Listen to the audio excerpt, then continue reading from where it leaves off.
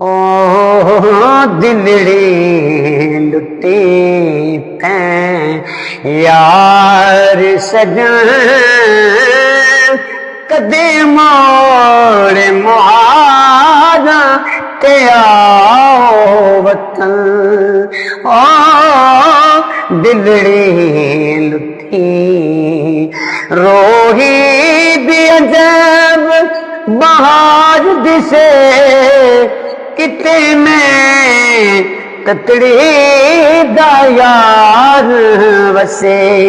रोही भी अजब बहार दिसे जिथे में ततड़ी दा यार वसे।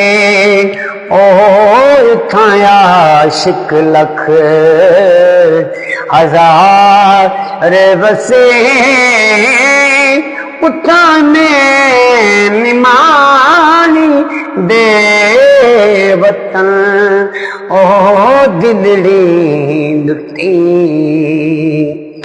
रोही दे कंजरे ओलानिया नदियां दुखन कना दियां वालड़ियां।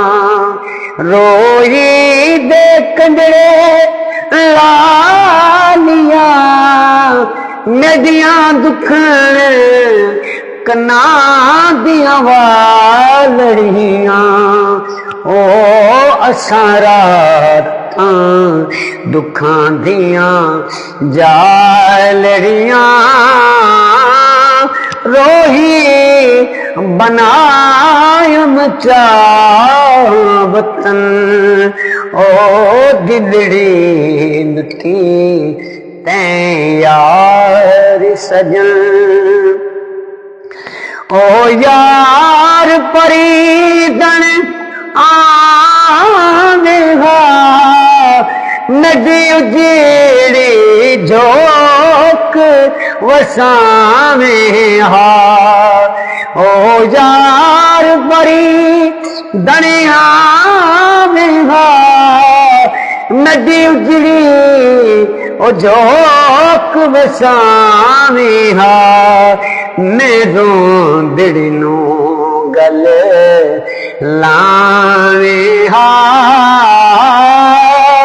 मैनू रोंदड़िनो गल लावे हा। ओ मौला करे सही चा करन।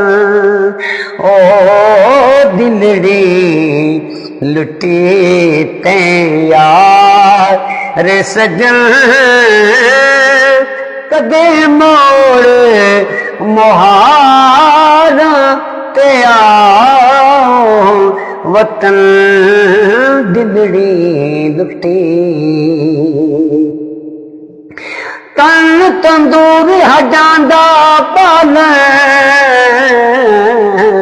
ते मैं नाल दुखां दे ताया कद कले जा ओ पेड़ा कीता उते इश्क भले थन लाया।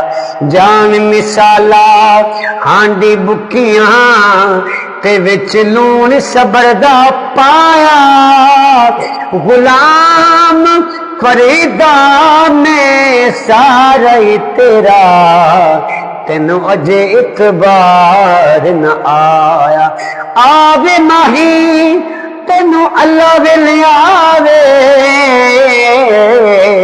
कोई मुद्दतां होया घणियां हिजर तेरे विच रोंदियां अखियां जिवें सावन नींदियां कणियां। रोवन दा वल ओदों सिखिया जदों वाकफ तेरी बनिया। गुलाम फरीदा रोना ओदों ही मुकसी जदों कफनी पै गईयां तनियां। ओ दिलड़ी लुटी तैं यार सजन कदे मोड़ मुहारा ते आओ वतन।